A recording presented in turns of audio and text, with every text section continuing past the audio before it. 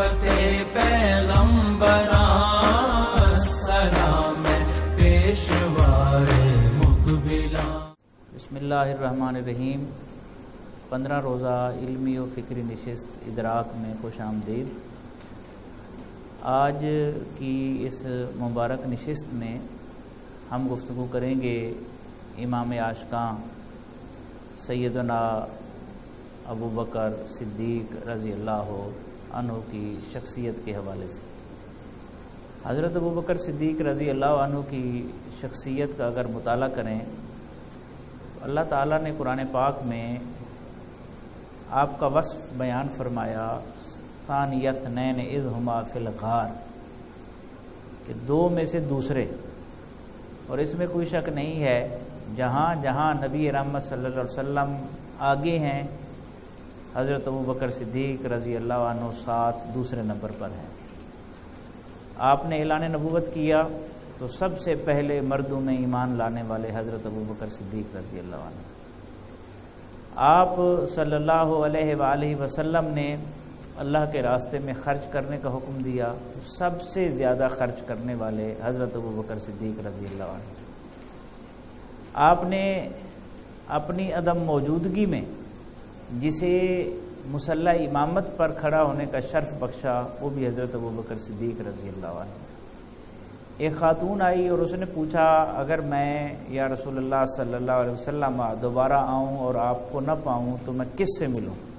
آپ صلی اللہ علیہ وسلم نے فرمایا ابو بکر سے ملنا۔ نبی رحمت صلی اللہ علیہ وآلہ وسلم کا وصال مبارک ہوا تو حضرت ابو بکر صدیق رضی اللہ عنہ منصب خلافت کے اوپر فائز ہوئے، اور جس طرح رسول اللہ صلی اللہ علیہ وسلم تمام انبیاء اور رسل میں افضل ہیں، اسی طرح انبیاء اور رسل کے بعد تمام انسانوں سے افضل سیدنا صدیق اکبر رضی اللہ عنہ۔ غار میں اگر رسول اللہ صلی اللہ علیہ وسلم موجود ہیں تو ان کے ساتھ دوسرے حضرت ابو بکر صدیق رضی اللہ عنہ۔ حتیٰ کہ جب آپ کا وصال مبارک ہوا تو ہم دیکھتے ہیں کہ نبی رحمت صلی اللہ علیہ وسلم کی بارگاہ کے سامنے، آپ کے معاج شریف کے سامنے حضرت ابو بکر صدیق رضی اللہ عنہ کی چارپائی رکھی گئی جنازے کی، اور عرض کی گئی وصیت کے مطابق آپ کا عاشق آپ کی بارگاہ میں آپ کے قرب میں دفن ہونا چاہتا ہے۔ تو روضہ انور سے آواز آئی، ادخل الحبیب الی الحبیب، ایک حبیب کو دوسرے حبیب سے ملا دو۔ سیدنا صدیق اکبر رضی اللہ عنہ کا مقام اتنا بڑا ہے، اتنا عظیم ہے کہ یقیناً ہماری فکر، ہماری سوچ، ہماری عقل وہاں تک نہیں پہنچ سکتی۔ نبی رحمت صلی اللہ علیہ وسلم نے بڑے روح پرور انداز میں ایک حدیث پاک ارشاد فرمائی کہ دنیا میں جس کسی نے میرے اوپر احسان کیا ہم نے اس کے احسانات کا بدلہ دنیا میں چکا دیا ہے، سوائے ابو بکر صدیق رضی اللہ عنہ کے احسانات کے، ان کے احسانات کا بدلہ اللہ قیامت کے دن چکائے گا۔ یہ بڑی ہستی ہیں اور بڑی ہستیوں سے کسب فیض کرنا، ان کی تعلیمات پر عمل کرنا، ان کے کردار کو اپنانے کی کوشش کرنا ہم سب کا مشترکہ فرض ہے۔ اللہ تعالیٰ کی بارگاہ میں دعا ہے اللہ تعالیٰ ہمیں آپ کی شخصیت، آپ کے کردار، آپ کی تعلیمات سے نور حاصل کرنے کی، فیض حاصل کرنے کی توفیق عطا فرمائے۔ بسم اللہ الرحمن الرحیم۔ ڈاکٹر صاحب، جس طرح آپ نے فرمایا کہ بڑی شخصیات سے فیض اکتساب حاصل کرنے کے لیے ان کا تذکرہ کرنا چاہیے، تو اس طرح یہ سیدنا صدیق اکبر رضی اللہ تعالیٰ عنہ کی ذات بلا شبہ بہت بڑی ذات گرامی ہے، تو ان کے خوش خاندانی پس منظر کے بارے میں ہمیں ضرور آگاہ فرمائیے۔ حضرت ابو بکر صدیق رضی اللہ عنہ کا خاندانی پس منظر نہایت شاندار ہے۔ آپ کے والد ماجد کا نام ہے ابو قحافہ، ابو قحافہ کنیت ہے، عثمان ان کا نام ہے۔ آپ کی والدہ ماجدہ کی کنیت ام الخیر تھی اور نام تھا سلمہ۔ آپ خاندانی حوالے سے بڑی نمایاں فضیلت رکھتے تھے، اور زمانہ جاہلیت میں جب کوئی قتل ہو جاتا تھا اور دیت کے طور پر، خون بہا کے طور پر جو رقم جمع ہوتی تھی، قریش کو کسی پر اعتبار نہیں ہوتا تھا سوائے حضرت ابو بکر صدیق رضی اللہ عنہ کے، وہ مال آپ کے پاس جمع ہوتا تھا۔ آپ تاجر بھی تھے اور تاجر کے ساتھ ساتھ امین بھی تھے، امانت اور صداقت آپ کا وصف تھا۔ حضرت ابوبکر صدیق رضی اللہ عنہ کو ایک اور خاندانی جو شرف حاصل ہے وہ یہ ہے کہ آپ کے والد بھی صاحب ایمان ہیں، آپ کی والدہ بھی صاحب ایمان ہے، آپ بھی صاحب ایمان ہیں، آپ کی اولاد بھی صاحب ایمان ہے اور ان کی اولاد بھی صاحب ایمان ہے۔ تو نسل در نسل ایمان کا سلسلہ جو ہے وہ پھیلا ہوا ہے۔ اور ایک اور پہلو اگر آپ تاریخ کی سیرت کی کتابیں پڑھیں بڑا نمایاں ہے، نبی رحمت صلی اللہ علیہ وسلم صبح و شام حضرت ابوبکر صدیق رضی اللہ عنہ کے گھر تشریف لے جاتے اور مجلس راز قائم رہتی اور پورا خاندان اس میں انوالو تھا، اور اتنے امین تھے کہ وہاں کی کوئی بات کبھی بھی باہر نہیں نکلی، اور بڑی حکمت عملی کے ساتھ تبلیغ اسلام کا جو ابتدائی دور تھا وہ آگے بڑھتا رہا۔ تو اس سے پتہ چلتا ہے کہ خاندانی اثرات بڑے نمایاں ہوتے ہیں کسی بھی شخصیت پر۔ اور آپ کے بارے میں آتا ہے کہ آپ نے زندگی میں کبھی بھی شراب نوش نہیں کی، باوجود ہے کہ اس جاہلی معاشرہ میں جسے آر نہیں سمجھا جاتا تھا، عیب نہیں سمجھا جاتا تھا شراب پینے کو اس جیسے دوسرے افعال کو، لیکن آپ معصوم رہے، پاکیزہ رہے، اور آپ فرماتے تھے جو شراب نوشی کرتا ہے اس کی آبرو ختم ہو جاتی ہے۔ یعنی صرف اجتناب ہی نہیں کیا بلکہ شعوری طور پر اجتناب کیا، اور آگے اس کی قباحتوں سے بھی واقف تھے کہ اس کا نقصان کیا ہو سکتا ہے۔ آپ کے بارے میں یہ بھی آتا ہے کہ غالباً آپ نے کسی بت کے سامنے بھی کبھی کوئی سجدہ نہیں کیا، عبادت نہیں کی۔ تو یہ وہ خصوصیات ہیں جو حضرت ابوبکر صدیق رضی اللہ عنہ کو نمایاں کرتی ہیں، اور یہی وجہ ہے، یہی سلیم الفطرتی تھی اور یہی حسن کردار تھا کہ ان کی دوستی رسالت مآب صلی اللہ علیہ وسلم کے ساتھ تھی، اور بچپن سے آپ دوست تھے، اور وہ دوستی اس حد تک آگے بڑھی کہ غار سے لے کر مزار تک آج بھی قائم ہے۔ بسم اللہ الرحمن الرحیم۔ السلام علیکم، میرا نام نثار ہے۔ میرا سوال ہے کہ صحابہ کرام کا اور بالخصوص سیدنا ابوبکر صدیق اور سیدنا علی المرتضیٰ کا آپس میں کیسا رشتہ تھا؟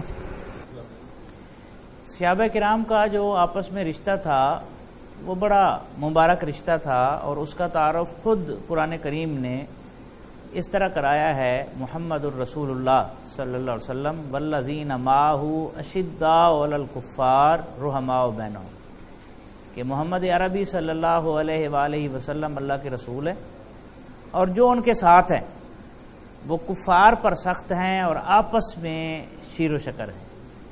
یہ وہ تعارف ہے جو خود پروردگار نے نبی رحمت صلی اللہ علیہ وسلم کے صحابہ کا اور اہل بیت کا کرایا ہے۔ اس کی روشنی میں بلا شبہ صحابہ کرام کے باہمی تعلقات قابل رشک تھے اور محبت پر مبنی تھے، اور حضرت ابوبکر صدیق اور حضرت علی المرتضیٰ رضی اللہ عنہ کے درمیان اتنی شدید محبت تھی کہ حضرت ابوبکر صدیق رضی اللہ عنہ کہتے تھے، ایک مرتبہ بڑے غور سے دیکھ رہے تھے تو حضرت علی المرتضیٰ رضی اللہ عنہ نے پوچھا، ابوبکر اتنی غور سے کیوں دیکھ رہے ہو؟ تو عرض کی، آپ نے فرمایا کہ میں نے نبی رحمت صلی اللہ علیہ وسلم سے سنا ہے، ان نظر الی وجہ علی عبادت، علی کے چہرے کی زیارت کرنا بھی عبادت ہے۔ یہ باہمی احترام تھا۔ دوسری طرف حضرت علی المرتضیٰ رضی اللہ عنہ آپ کی عظمت کے قائل تھے، آپ کے دور خلافت میں بھی، آپ کے پیچھے نمازیں پڑھنے میں بھی، آپ کے دیگر غزوات کے جو جنگی مہمیں تھیں ان میں بھی حضرت علی المرتضیٰ رضی اللہ عنہ جو ہے وہ پیش ہوتے تھے، اور باہمی تعلق مثالی تھا، قابل رشک تھا، حتیٰ کہ آپ فرمایا کرتے تھے کہ کئی ایسے مواقع آئے جہاں ہم سوچ نہیں سکتے تھے، لیکن حضرت ابوبکر صدیق رضی اللہ عنہ نے آگے بڑھ کر اسے سنبھالا۔ مثلا ایک موقع غزوہ بدر کے اوپر جب آپ جس جگہ عریش پر آپ تشریف فرما تھے اس کی نگہبانی کا مرحلہ تھا کہ کون اس کی نگہبانی کرے گا، تو سب سے پہلے حضرت ابوبکر صدیق رضی اللہ عنہ آگے بڑھے، حالانکہ وہ سب سے مشکل مقام تھا، اس لیے کہ تمام کفار کا ٹارگٹ تو رسول اللہ صلی اللہ علیہ وسلم کی ذات تھی نا، اور وہاں پر کھڑے ہونا اور اطمینان کے ساتھ کھڑے ہونا، اس میں کوئی شک نہیں ہے۔ حضرت علی المرتضیٰ رضی اللہ عنہ نے خراج تحسین پیش کیا۔ اسی طرح آپ نے فرمایا کہ جو آل فرعون کا مومن تھا، قرآن پاک میں اس کا تذکرہ ہے کہ جب انہوں نے قبطیوں نے فرعونیوں نے کچھ کہا اور برا بھلا کہنے کی کوشش کی حضرت موسیٰ علیہ السلام کو، تو وہ آگے بڑھا ایک اور مقام پر حضرت علی المرتضیٰ رضی اللہ عنہ نے بیان فرمایا کہ مومن آل فرعون جو تھا وہ شخص تھا جس نے اپنے ایمان کو چھپایا تھا، اور حضرت ابوبکر صدیق رضی اللہ عنہ اس سے افضل ہیں کہ انہوں نے اپنے ایمان کو چھپایا نہیں ہے، بلکہ حرم پاک میں جا کر اعلان کیا، اور اتنا شدید زخمی ہوئے آپ کہ بے ہوش ہو گئے، ہوش نہ رہا۔ کئی پہر کے بعد جب ہوش آیا تو سب سے پہلا جملہ جو صدیق اکبر رضی اللہ عنہ نے پوچھا وہ یہ تھا کہ مجھے بتایا جائے کہ میرے آقا صلی اللہ علیہ وسلم، میرے رسول صلی اللہ علیہ وسلم کا کیا حال ہے۔ تو اسی طرح ایک مرتبہ حرم کعبہ میں نبی رحمت صلی اللہ علیہ وسلم نماز پڑھ رہے تھے، اور عقبہ ابن ابی معیط وہ آیا اور اس نے رسول اللہ صلی اللہ علیہ وسلم کے گلے میں چادر ڈالی اور کھینچا۔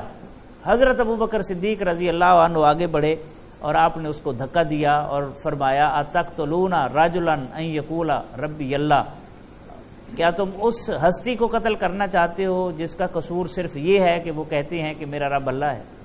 تو ہر مشکل مرحلے میں حضرت ابوبکر صدیق رضی اللہ عنہ آگے ہوتے تھے، اور رسول اللہ صلی اللہ علیہ وسلم کے اوپر اس طرح جان نثار کرتے تھے جس طرح پروانہ شمع کے اوپر جان نثار کرتا ہے۔ اب یہ فرمائیں کہ حضرت ابوبکر صدیق رضی اللہ تعالیٰ عنہ کس قدر حب رسول رکھتے تھے، اور صحابہ کرام میں آپ کا مرتبہ کیا تھا؟ جی، حضرت ابوبکر صدیق رضی اللہ عنہ کا عشق اس طرح شفاف ہے جس طرح کمل کا پھول شفاف ہوتا ہے، اور صدیق اکبر رضی اللہ عنہ اور عشق رسول صلی اللہ علیہ وسلم تو ایسے باہم ملے ہوئے ہیں جیسے جسم اور جان کا رشتہ ہوتا ہے، جان نکل جائے تو جسم ڈیڈ ہوتا ہے۔ حضرت ابوبکر صدیق رضی اللہ عنہ کی پہچان ہی رسول اللہ صلی اللہ علیہ وسلم کا عشق ہے۔ علامہ نے ایک جگہ پر کوٹ کیا اور بڑے خوبصورت انداز میں اسے بیان کیا۔ مثلا ایک مرتبہ یہ ہوا کہ حضرت ابوبکر صدیق رضی اللہ عنہ سے کسی نے پوچھا آپ کو اللہ سے زیادہ پیار ہے یا رسول اللہ صلی اللہ علیہ وسلم سے زیادہ پیار ہے؟ تو حضرت ابوبکر صدیق رضی اللہ عنہ نے کہا مجھے رسول اللہ صلی اللہ علیہ وسلم سے زیادہ پیار ہے، اس لیے کہ اللہ تو پہلے بھی موجود تھا، ہمیں تو اس کا علم نہیں تھا، ہم تو اس ہستی کو سلام کرتے ہیں جس نے اللہ تک پہنچانے کا راستہ بتایا، اور یہی قل هو اللہ احد کا پیغام بھی یہی ہے، قل هو اللہ احد، اے محبوب آپ فرما دیجئے وہ اللہ ایک ہے، اس لیے کہ یہ آپ کو مان کر مجھ تک پہنچیں گے تو پھر ان کی توحید ایمان والی ہوگی، اور آپ کو چھوڑ دیں گے تو ظاہر ہے پھر اللہ تک وہ کبھی بھی نہیں پہنچ سکتے۔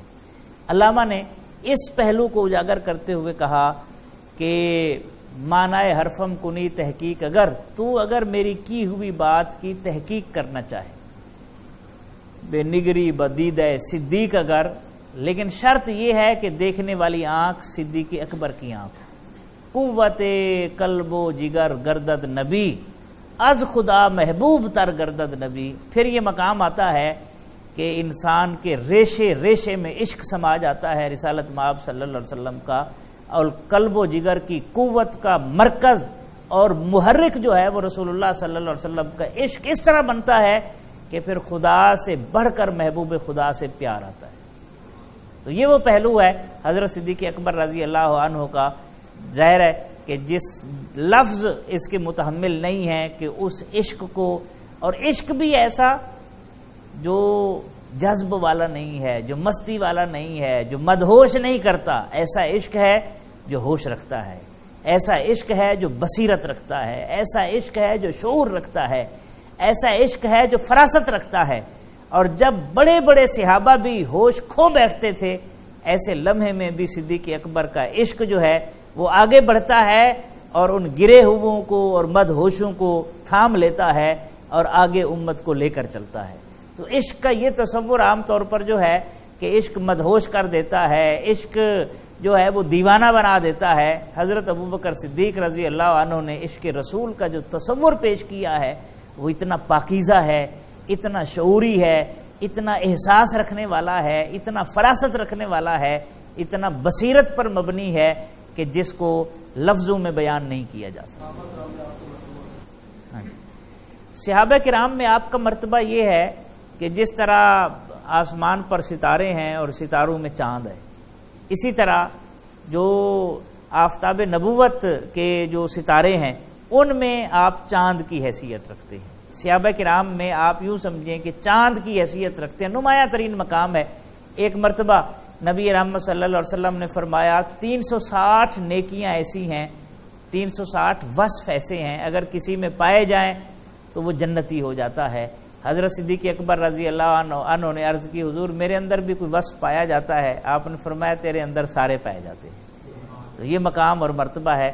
اور ایک اور پہلو بھی ہے اس حوالے سے, حدیث پاک ہے نبی رحمت صلی اللہ علیہ وآلہ وسلم نے جو ایک حدیث پاک ہے بڑی معروف, حضرت عائشہ صدیقہ رضی اللہ عنہا نے رات آسمان کی طرف دیکھا, چاندنی رات تھی, ستارے نکلے ہوئے تھے. عرض کی آقا صلی اللہ علیہ وسلم کیا آسمان کے ستاروں جتنی بھی کسی کی نیکیاں ہیں؟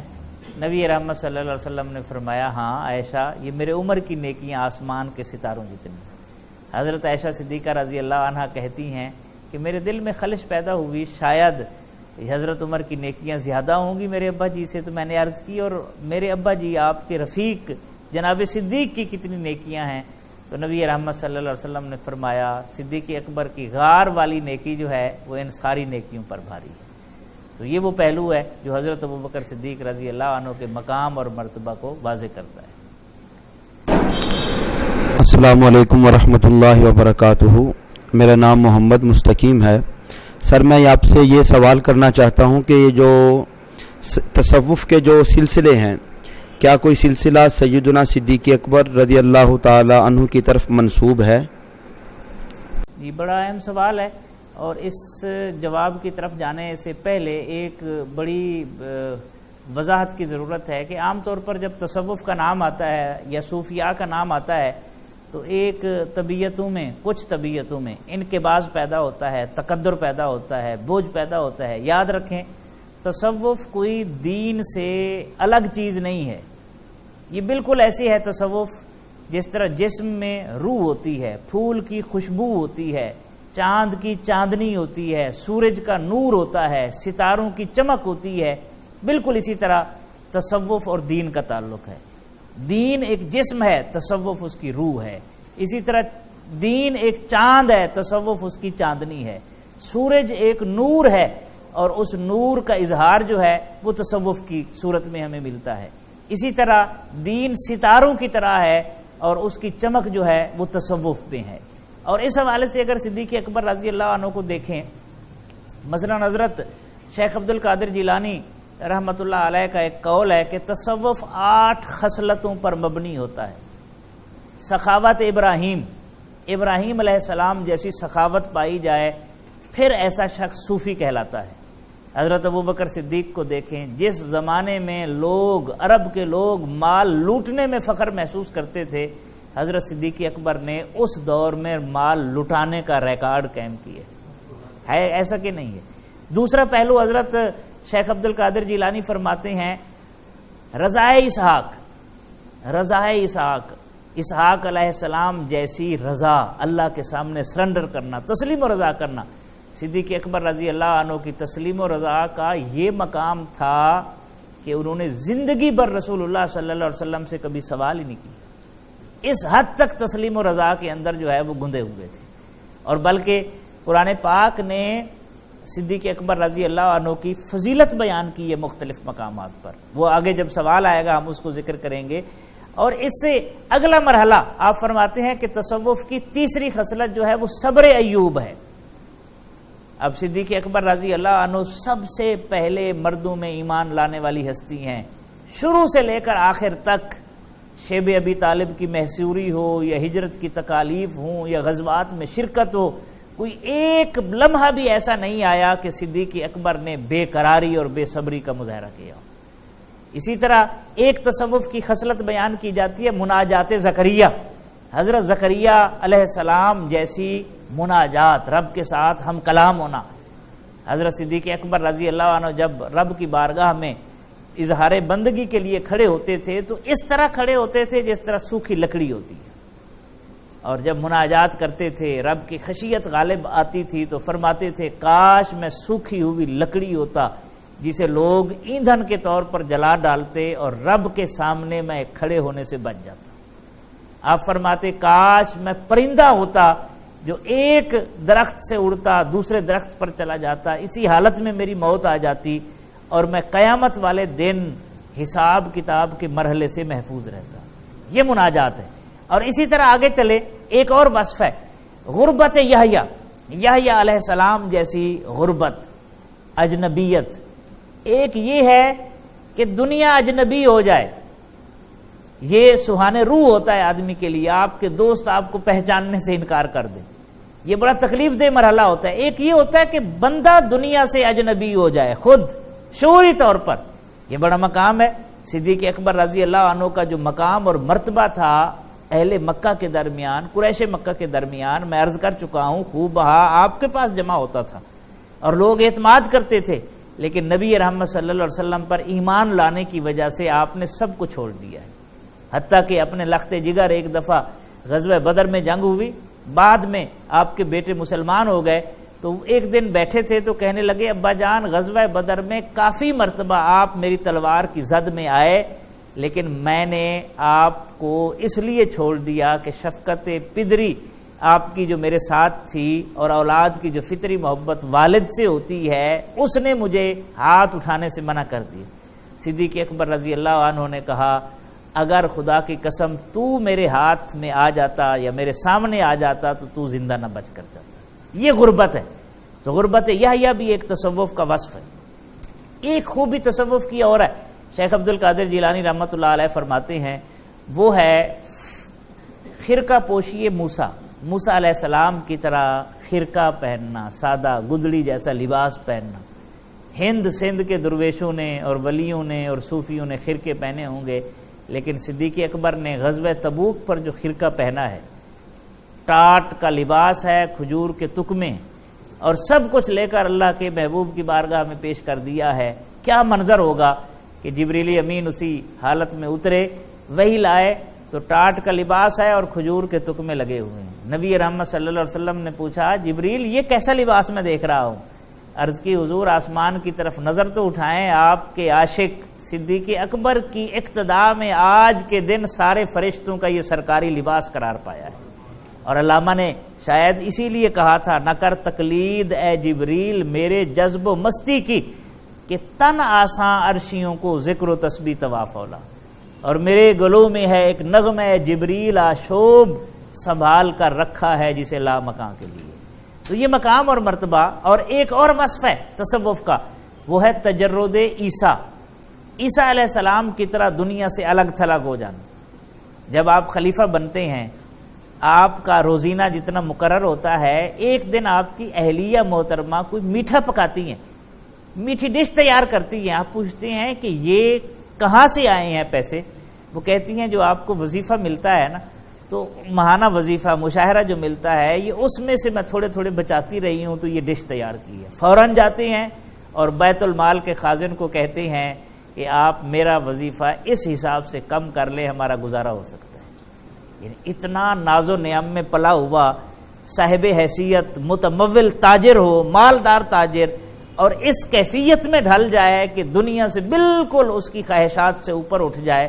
یقیناً یہ وصف ہمیں صدیق اکبر میں نظر آتا ہے. اور فقر محمد صلی اللہ علیہ وسلم کیا ہے کہ دنیا جہان کی نعمتیں آنکھوں کے سامنے ہوں، لیکن انسان اتنا سیر چشم ہو جائے کہ کسی دنیا کی نعمت کی طرف نہ انگلی اٹھائے نہ نظریں ڈالے، اس لیے کہ اس کا مقصود اللہ اور اس کے رسول صلی اللہ علیہ وسلم کی ذات ہے. اور اگر یہ سارے اوصاف اکٹھے کیے جائیں تو کیا صدیق اکبر امت کے سب سے پہلے صوفی نظر نہیں آتے؟ یہ مبالغہ تو نہیں ہے، چونکہ صحابی سے بڑا کوئی شرف نہیں ہے. دنیا جہان کے صوفیاء کے چلے ایک طرف، صدیق اکبر کی 3 راتیں غار ثور والی ایک طرف.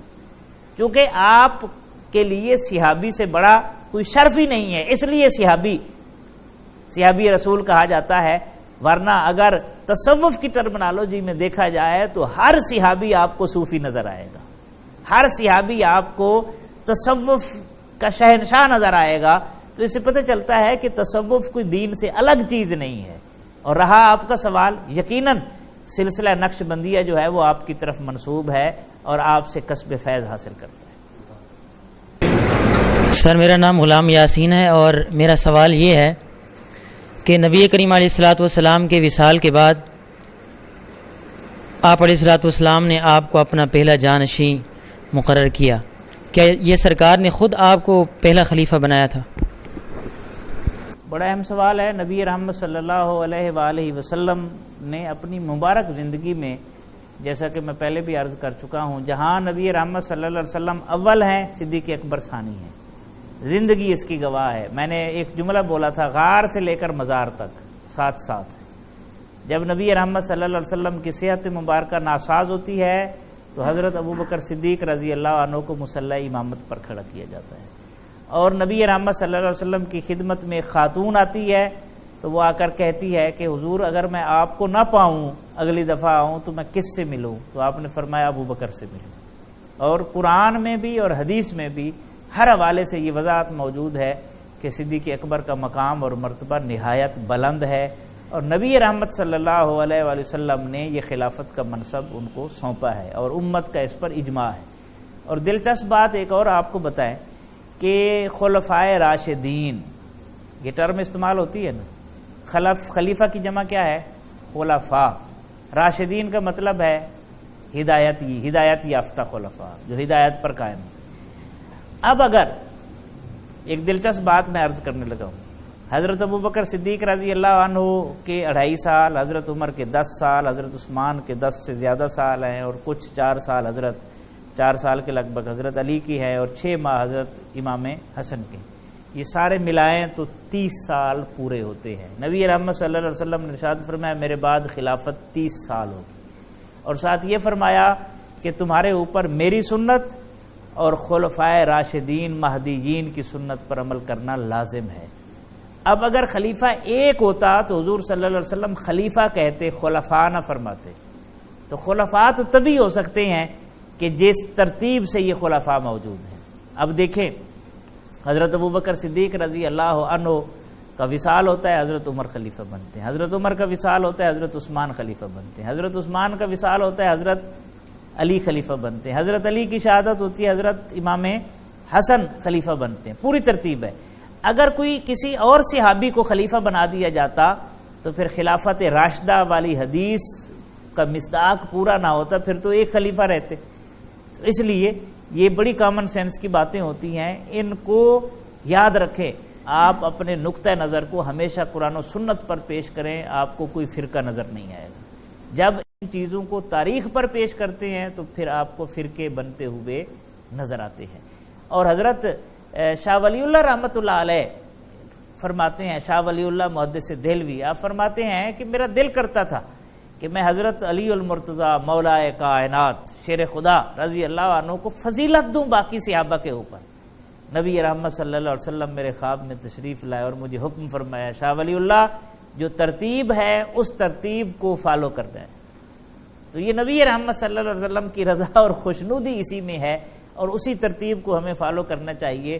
اور ہر رسول اللہ صلی اللہ علیہ وسلم کا ہر صحابی، ہر محبت کرنے والا، ہر اہل بیت کا فرد اتنا اونچا مقام رکھتا ہے، کم از کم ہمیں کمپیریزن کرنے کی اجازت نہیں ہے کسی بھی حوالے سے. جو صحابہ اور اہل بیت کو سامنے لے آتے اور موازنہ کرتے ہیں، یہ رویہ قطعاً درست نہیں ہے.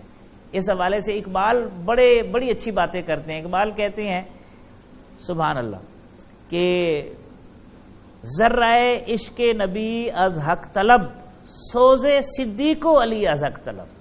جہاں حضرت صدیق کا ذکر کرتے ہیں وہاں حضرت علی کا ذکر کرتے ہیں کہ عشق نبی کا ایک ذرہ مانگ لے تیری بگڑی سنور جائے گی، اور صدیق اور علی کے سوز کو حرز جاں بنا لے تیری بگڑی بن جائے گی. اور اسی طرح ایک اور جگہ پر کہتے ہیں کہ جگر سے وہی تیر پھر پار کر، تمنا کو سینوں میں بیدار کر، تڑپنے پھڑکنے کی توفیق دے، دلے مرتضی سوز صدیق دے. تو یہ جو توازن ہے اسلام کا، اس کو کسی صورت میں نہیں چھوڑنا چاہیے. یہی اسلام کا حسن ہے. اور جب ہم افراد تفرید کا شکار ہوتے ہیں اور اپنی عقل کے گھوڑے دوڑاتے ہوئے صحابہ اور اہل بیت کا کمپیریزن کرتے ہیں تو اس سے بڑی گمراہی کوئی نہیں ہے. ہر صحابی کی، ہر اہل بیت کے عظیم فرد کی کوئی نہ کوئی خصوصی شان ہے جو دوسرے میں نہیں پائی جاتی. یہ اوصاف ہے. تو اس شان کو لے کر باقی کو آپ جو ہے وہ ڈاؤن نہیں کر سکتے، نہ ہمیں اس چیز کی اجازت ہے. جو جس کی رسپیکٹ ہے وہ ہمیں دینے کی ضرورت ہے اور ہمارا فرض ہے. اور دلچسپ بات یہ ہے، ہم تو صوفیاء کے نقطہ نظر سے تعلق رکھتے ہیں اور وہ تو خاک مدینہ کو بھی آنکھوں کا سرما بناتے ہیں. اقبال نے کیا کہا تھا، خیرہ نہ کر سکا مجھے جلوہ دانش فرنگ، سرما ہے میری آنکھ کا خاک مدینہ و نجف. وہاں کی خاک ہمارے لیے قابل احترام ہے، یہ تو صحابہ اور اہل بیت ہیں جناب. اس لیے میں پھر عرض کر رہا ہوں کہ موازنہ کرنا، کمپیریزن کرنا، شان کسی کی بڑھا دینا، کسی کی گھٹا دینا، یہ ذمہ دارانہ رویہ نہیں ہے، یہ ایک صاحب ایمان کا رویہ نہیں ہے. ہمیں اس سے اجتناب کرنا چاہیے. السلام علیکم ورحمۃ اللہ وبرکاتہ. میرا نام عرب شہزاد ہے. میرا سوال یہ ہے کہ حضرت ابو بکر صدیق رضی اللہ تعالی عنہ کے دور خلافت کے اہم کارنامے کیا ہیں؟ حضرت صدیق اکبر رضی اللہ عنہ کے دور خلافت کے اہم کارنامے اگر آپ نظر ڈالیں، سب سے بڑا کارنامہ یہ ہے کہ جب نبی رحمت صلی اللہ علیہ وسلم کا وصال مبارک ہوتا ہے تو صحابہ کرام حواس کھو بیٹھتے ہیں. تعلق اتنا تھا رسول اللہ صلی اللہ علیہ وسلم سے، حضرت عمر تلوار اٹھا لیتے اور اٹھا کر کہتے ہیں کہ جو کہے گا جناب رسالت مآب صلی اللہ علیہ وسلم کا وصال ہو گیا ہے تو میں اس کا سر قلم کر دوں گا. اس نازک موقع پر جس ہستی نے سب کو سنبھالا، حوصلہ دیا اور بتایا کہ عبادت تو ہم پروردگار کی کرتے ہیں اور اللہ پر موت نہیں آتی، وہ تو حی و قیوم ہے. جب آپ نے اس احساس کو بیدار کیا تو سارے پھر اپنی حالت پر واپس آ گئے، ہوش و حواس میں آ گئے. پہلا کارنامہ تو یہ ہے. دوسرا کارنامہ یہ ہے آپ کا کہ جب آپ نے زمام خلافت سنبھالی ہے، فتنے اٹھ کھڑے ہوئے. ایک فتنہ یہ تھا کہ مدعیان نبوت کا فتنہ تو حضور صلی اللہ علیہ وسلم کے زمانے میں پیدا ہوا تھا اور یہ آگے بڑھ گیا حضور صلی اللہ علیہ وسلم کے وصال کے بعد. لوگ سمجھتے تھے نبوت کا دعویٰ کرو، چند ایک ہواری مل جائیں گے، پیچھے چلا لیں گے اور جو ہے وہ دنیا کمانے کا ایک ذریعہ اسے سمجھتے تھے. تو حضرت ابو بکر صدیق رضی اللہ عنہ وہ شخصیت ہیں جن کے دور میں سب سے بڑا مدعی نبوت کذاب مسلمہ کذاب جو ہے وہ آپ کے دور میں قتل کیا جاتا ہے، جسے خود رسول اللہ صلی اللہ علیہ وسلم نے کذاب کہا تھا. اور اس کے علاوہ طلحہ اسدی تھے، اسود انسی تھے اور ایک اسی طرح خاتون تھیں جس نے جھوٹی نبوت کا دعویٰ کیا تھا. ان کا خاتمہ ہوا، یعنی آپ یوں سمجھے مدعیان نبوت کا خاتمہ ہوا. دوسری طرف آپ کے دور میں زکوٰۃ کے انکار کا فتنہ اٹھا. مال بڑی پیاری چیز ہے اور مال کی بڑی کشش ہوتی ہے. تو یہ فتنہ جب اٹھا تو کچھ قبائل ایسے تھے وہ نمازیں پڑھتے تھے، روزہ رکھتے تھے، حج کرتے تھے، سب کچھ کرتے تھے، لیکن وہ زکوٰۃ کا انکار کرتے تھے. حضرت ابو بکر صدیق رضی اللہ عنہ اتنے مستقل مزاج تھے، اتنا استقلال تھا آپ میں. آپ نے کہا جو شخص رسول اللہ صلی اللہ علیہ وسلم کے زمانے میں اونٹ کے ڈھنگے کی رسی بھی زکوٰۃ میں دیتا تھا اور اب انکار کرتا ہے تو ابو بکر اس کے خلاف بھی اعلان جنگ کرے گا. تو یہ جرأت، یہ استقامت، یہ سٹیپ لینے کی ہمت یقیناً حضرت ابو بکر صدیق رضی اللہ عنہ کو کریڈٹ جاتا ہے. اور پھر ایک اور واقعہ کہ نبی رحمت صلی اللہ علیہ وسلم نے اپنے وصال مبارک سے کچھ دن پہلے حضرت اسامہ بن زید کو سپہ سالار بنایا اور ایک لشکر شام کی طرف روانہ کیا. وہ لشکر مکہ سے دور ایک مقام پر پہنچا تو خبر آ گئی نبی رحمت صلی اللہ علیہ وسلم کا وصال مبارک ہو گیا ہے. حضرت ام ایمن نے پیغام بھجوایا. یہ والدہ ہیں حضرت اسامہ بن زید کی اور حضرت زید بن حارثہ کی اہلیہ محترمہ ہے. اور رسول اللہ صلی اللہ علیہ وسلم کو یہ ابوا کے مقام سے جب حضور صلی اللہ علیہ وسلم کی والدہ ماجدہ کا وصال ہوا تو حضرت ام ایمن تھیں جو اپنے ساتھ لے کر مکہ میں آئی تھی. تو بڑا مقام تھا. حضور صلی اللہ علیہ وسلم گھر کے فرد جتنا، ماں جتنا ان کو احترام دیتے تھے. تو حضرت ام ایمن نے پیغام بھجوایا، حضرت اسامہ بن زید واپس آ گئے. اب سوال پیدا ہوا کہ اس لشکر کو روانہ کیا جائے کہ نہ کیا جائے. حالات خراب ہو چکے تھے، ہر طرف سے خوف تھا. مدینہ جو ہے وہ اس طریقے سے جو ہے مدینے کے لوگ سہمے ہوئے تھے جیسے ہر طرف سے بھیڑیوں نے گھیر لیا ہو. تو ایسی حالت میں حضرت عمر نے اور دیگر صحابہ نے مشورہ دیا کہ ہم اس لشکر کی روانگی کو پوسٹ پون کر دیتے ہیں. حضرت ابو بکر صدیق رضی اللہ عنہ کہتے ہیں حضرت عمر نے مشورہ دیا نا کہ اس کو پوسٹ پون کر دیں. اسی طرح زکوٰۃ کے بارے میں بھی نرم ہاتھ رکھیں, تو آپ نے ان کی ریش مبارک پکڑ لی حضرت ابوبکر صدیق نے, جو انتہائی تدبر, حوصلہ اور تحمل والے انسان تھے. اور ایک سینٹینس بولا, جبار فی الجاہلیہ و خوار فی الاسلام. عمر تجھے کیا ہو گیا ہے, زمانہ جاہلیت میں تو اتنا سخت تھا اور زمانہ اسلام میں تو بزدل ہو گیا. یعنی حضرت ابوبکر صدیق ایسی صورت میں, اور ساتھ آپ نے فرمایا کہ اگر مجھے یقین ہو جائے کہ جنگل کے درندے آئیں گے اور مجھے اٹھا کر لے جائیں گے اور میرے گوشت کی بوٹی بوٹی کر دیں گے, پھر بھی میں اس جھنڈے کو نیچا نہیں کروں گا جسے رسول اللہ صلی اللہ علیہ وسلم نے بلند کیا. تو یہ آپ کا حوصلہ تھا. اور جب یہ کیسر تک خبر پہنچی, عرب کے قبائل تک خبر پہنچی کہ عجیب ہے مسلمان, اتنی طاقت ہے ان کے پاس, اتنی افرادی قوت ہے کہ خود مشکلات میں گھرے ہوئے اور اتنا بڑا لشکر شام کی طرف بھیجا جا رہا ہے, تو سارے کے سارے جو باغی تھے اور منکرین تھے وہ سہم گئے اور اسلام کا جو ہے وہ سکہ قائم ہوا. اور کہا جاتا ہے 2 شخصیات ایسی ہیں اگر وہ نہ آتی تو اسلام آگے نہ بڑھ سکتا, ایک حضرت ابوبکر صدیق رضی اللہ عنہ اور ایک مامون کے مقابلے میں حضرت امام احمد بن حنبل. یہ مثالی شخصیات ہیں جن کی وجہ سے اسلام کو بقا نصیب ہوئی. السلام علیکم ڈاکٹر صاحب, میرا نام محمد بلال ہے. میرا آپ سے سوال یہ ہے کہ آپ رضی اللہ تعالیٰ عنہ کو صدیق کا لقب کیوں دیا گیا؟ صدیق کا لقب کیوں دیا گیا؟ دیکھیں نا, پہلے تو صادق اور صدیق کا فرق سمجھیں. صادق کہتے ہیں المستقیم فی الاعمال, اعمال میں جو مستقیم ہو اسے کہتے ہیں صادق, اور جو دل کی حالتوں میں احوال میں مستقیم ہو اسے کہتے ہیں صدیق. اب یوں بھی کہہ سکتے ہیں صادق وہ ہوتا ہے جو سچ پر ناز کرتا ہے, صدیق وہ ہوتا ہے جس پر سچائی ناز کرتی ہے, اور صادق وہ ہوتا ہے سچ بولنا جس کی ضرورت ہوتا ہے, اور صدیق وہ ہوتا ہے سچ بولنا جس کی فطرت میں شامل ہوتا ہے. صدیق ہی نہیں کہا جاتا, آپ کو صدیق اکبر کہا جاتا ہے. ابو جہل آیا اور ابو جہل آ کر کہنے لگا حضرت ابوبکر صدیق رضی اللہ عنہ کو کہ جناب ابو بکر, اگر کوئی شخص دعویٰ کرے کہ وہ رات کی تاریکی میں چند لمحوں کے لیے مسجد اقصیٰ گیا, وہاں سے سدرۃ المنتہا گیا, وہاں سے لامکاں کی سیر کی, پھر واپس آ گیا, اتنی دیر میں کہ بستر کی گرمی زائل نہیں ہوئی تھی, نل کا پانی نہیں رکا تھا, کنڈی ہل رہی تھی وہ رکی نہیں ہے, اتنی دیر میں ہو سکتا ہے؟ تو کہتے ہیں حضرت ابوبکر صدیق رضی اللہ عنہ نے فرمایا نہیں ہو سکتا, یہ ممکن نہیں ہے. اس نے کہا پھر آپ کے دوست یہ کہتے ہیں. تو آپ مسکرائے اور فرمایا تو عجیب شخص ہے, تو ان سے سن کر نہیں مان رہا اور میں تجھ سے سن کر ان پر ایمان لے آیا ہوں. تو اس وجہ سے آپ کو صدیق کہا جاتا ہے اور صدیق اکبر کہا جاتا ہے کہ آپ نے ان چیزوں کی سچائی کی تصدیق کی ہے جو عقل میں آتی ہی نہیں ہے. اس حوالے سے ایک بات ذہن میں رکھیں, جو معجزہ ہوتا ہے نا اسی پر ایمان لانا تو صحابیت اور ایمان کی نعمت عطا کرتا ہے نا.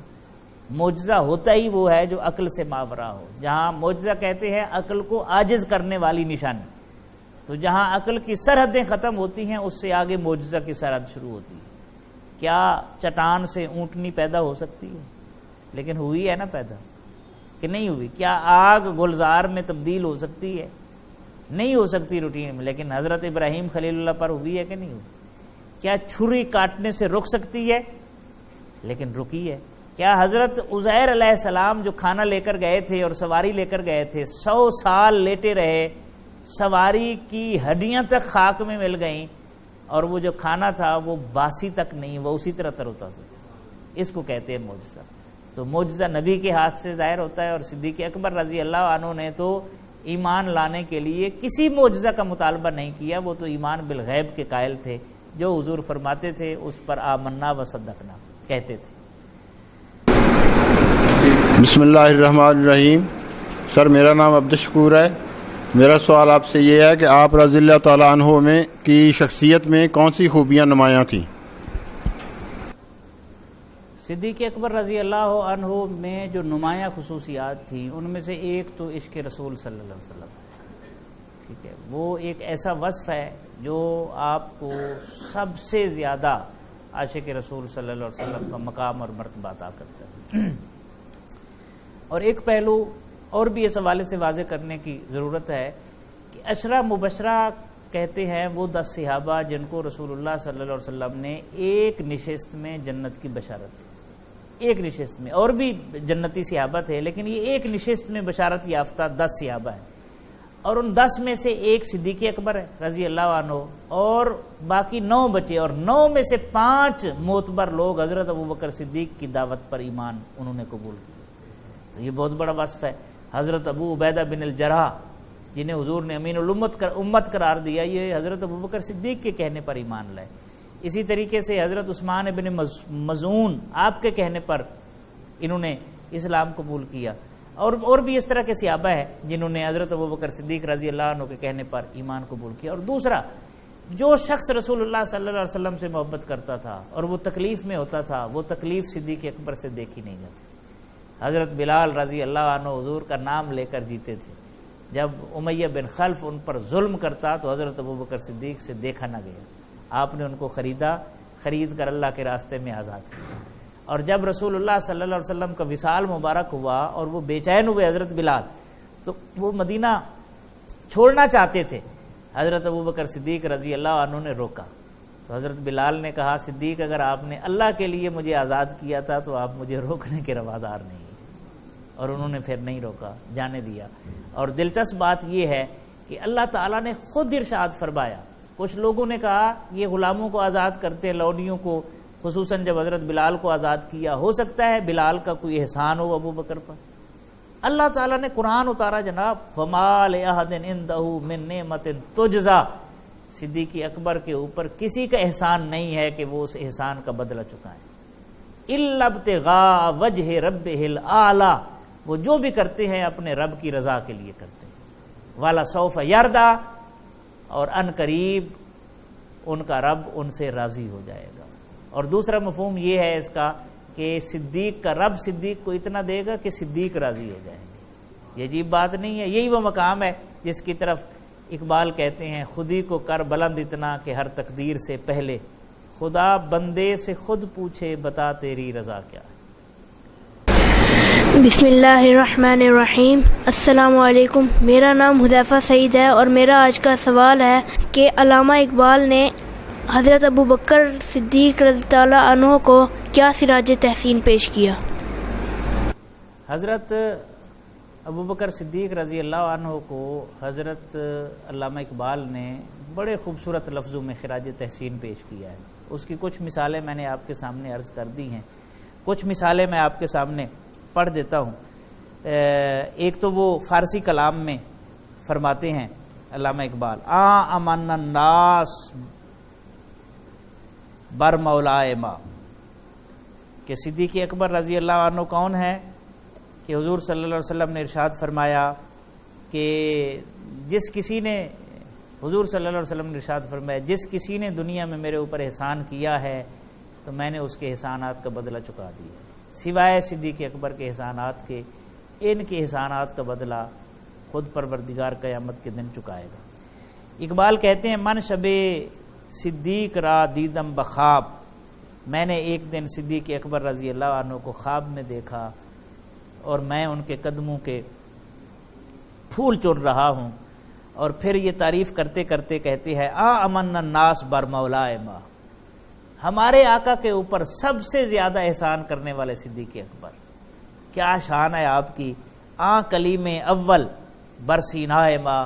اقبال تو وہ ہیں جو رسول اللہ صلی اللہ علیہ وسلم آپ سمجھیں سینہ ہیں، طور سینہ ہیں، اور اس طور سینہ کے کلیم اول جو ہے وہ حضرت ابو بکر صدیق رضی اللہ عنہ۔ اور آگے کہتے ہیں، گفتمش اے خاصائے خاصان عشق، میں نے کہا آپ سے کہ اے خاصائے خاصان عشق، عشق تو سر مطلع دیوان عشق، اگر عشق کا ایک دیوان مرتب کیا جائے تو اس کا پہلا مطلع آپ کی ذات ہے۔ اور بڑے خوبصورت انداز میں خراج تحسین پیش کیا، اتنا وقت ہمیں اجازت نہیں دیتا ورنہ ہم اس طرف اشارہ کرتے۔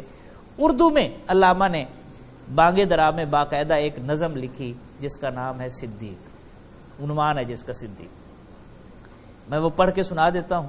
ایک دن رسول پاک نے اصحاب سے کہا، دیں مال راہ حق میں جو ہوں تم میں مالدار، ارشاد سن کے فرتے طرب سے عمر اٹھے، اس روز ان کے پاس تھے درہم کئی ہزار، دل میں یہ کہہ رہے تھے کہ صدیق سے ضرور بڑھ کر رکھے گا آج قدم میرا راہوار، لائے غرض کے مال رسول امی کے پاس، ایثار کی ہے دست نگر ابتدائے کار، پوچھا حضور سرور عالم نے اے عمر، اے وہ کہ جوش حق سے تیرے دل کو ہے قرار، رکھا ہے کچھ عیال کی خاطر بھی تو نے کیا؟ مسلم ہے اپنے خیش و اقارب کا حق گزار، کی عرض نصف مال ہے فرزند و زن کا حق، باقی جو ہے وہ ملت بیضا پہ ہے نثار۔ اب یہ منظر کشی کر کے کہتے ہیں اتنے میں وہ رفیق نبوت بھی آ گیا، جس سے بنائے عشق و محبت ہے استوار، لے آیا اپنے ساتھ وہ مرد وفا سرشت، ہر چیز جس سے چشمے جہاں میں ہو اعتبار، مل کے یمین و درہم و دینار و رخت و جنس، اسپِ کمر سم و شتر و قاطر و ہمار، بولے حضور چاہیے فکر یال بھی، کہنے لگا وہ عشق و محبت کا رازدار، اے تجھ سے دیدائے ماہ و انجم فروغ گیر، اے تیری ذات باعث تکوین روزگار، پروانے کو چراغ ہے بلبل کو پھول بس، صدیق کے لیے ہے خدا کا رسول بس۔ تو یہ وہ خراج تحسین ہے جو یقیناً اقبال ہی پیش کر سکتے ہیں، اور مختلف مقامات پر جہاں ذکر کیا ہے حضرت صدیق اکبر حضرت علی المرتضیٰ رضی اللہ عنہ کا ساتھ ذکر کرتے ہیں۔ اور اگر آپ اس کی تطبیق دیں، ایک رسول اللہ صلی اللہ علیہ وسلم کی امانتوں کے امین بن کر رسالت مآب صلی اللہ علیہ وسلم کے بستر پہ لیٹے ہوئے ہیں، اور ایک رسول اللہ صلی اللہ علیہ وسلم کی ذات کے محافظ بن کر ہجرت کرتے ہوئے غار ثور میں یہ فریضہ سر انجام دے رہے ہیں۔ جو جس کو ڈیوٹی لگی ہے وہ اپنی ڈیوٹی میں کامیاب اترا ہے۔ میرا نام محمد وقاص ندیم ہے اور میں لاہور گیزر یونیورسٹی سے BCS کر رہا ہوں۔ سر میرا آپ سے یہ سوال ہے کہ حضرت صدیق اکبر رضی اللہ عنہ تعالیٰ کے کردار اور تعلیمات سے ہمیں کیا سبق ملتا ہے؟ حضرت صدیق اکبر رضی اللہ عنہ کے کردار اور اخلاق سے ہمیں یہ سبق ملتا ہے، پہلا سبق یہ ہے کہ جو رسول اللہ صلی اللہ علیہ وسلم سے عشق کرتا ہے اسی کو بلندی نصیب ہوتی ہے، کیونکہ عشق میں وہ سب سے آگے ہیں، اس لیے عزت مقام اور مرتبے میں بھی سب سے آگے۔ حضرت ابوبکر صدیق رضی اللہ عنہ کی شخصیت اور تعلیمات اور کردار سے ہمیں یہ بھی سبق ملتا ہے کہ اللہ اور اس کے رسول صلی اللہ علیہ وسلم کے لیے سب کچھ نثار کر دینا یہ سچے صاحب ایمان کی پہلی علامت ہے اور پہلی شرط ہے۔ حضرت ابوبکر صدیق رضی اللہ عنہ کی مبارک حیات سے ہمیں یہ سبق ملتا ہے کہ رسول اللہ صلی اللہ علیہ وسلم کی امت پر شفقت کا ہاتھ رکھا جائے۔ آپ کی شخصیت اور کردار سے ہمیں یہ سبق بھی ملتا ہے، اور خصوصی طور پر ہمارے حکمرانوں کو، کہ جس طرح انہوں نے امت مسلمہ کی خدمت کے لیے اپنا سب کچھ قربان کر دیا اور کچھ باقی نہیں رکھا، یہاں تک فرمایا کہ مجھے انہی کپڑوں میں دفن کیا جائے تاکہ جو کپڑے بچ جائیں وہ رسول اللہ صلی اللہ علیہ وسلم کی کسی امت کے فرد کے استعمال میں آئے۔ اس حد تک انہوں نے تقوی کا، زہد کا اظہار کیا۔ ہمیں بھی چاہیے اور ہمارے حکمرانوں کو بھی چاہیے کہ ہم بھی اسے اپنائیں۔ ایک اور سبق یہ ملتا ہے بحیثیت امت ہمیں کہ آپ سادگی پسند کرتے تھے، ہمیں بھی سادگی کو اپنی زندگی میں رائج کرنا چاہیے۔ ایک اور سبق یہ ملتا ہے کہ حضرت ابوبکر صدیق رضی اللہ عنہ نے اس مشکل دور میں حضور صلی اللہ علیہ وسلم کا جب وصال مبارک ہوا، لوگ منتشر ہو گئے، ذہن منتشر ہو گئے، حالات اپ سیٹ ہو گئے، ان تمام حالات کے باوجود آپ نے امت کو جوڑے رکھا ہے، ان کا اتحاد برقرار رکھا ہے۔ اور کل قیامت کے دن ہم سے بھی پوچھا جائے گا، رشتہ الفت میں جب ان کو پرو سکتا تھا تو پھر پریشاں کیوں تیری تسبیح کے دانے رہے۔ اللہ تعالی ہمیں سمجھنے کی اور عمل کرنے کی توفیق عطا فرمائے۔ بہت بہت شکریہ۔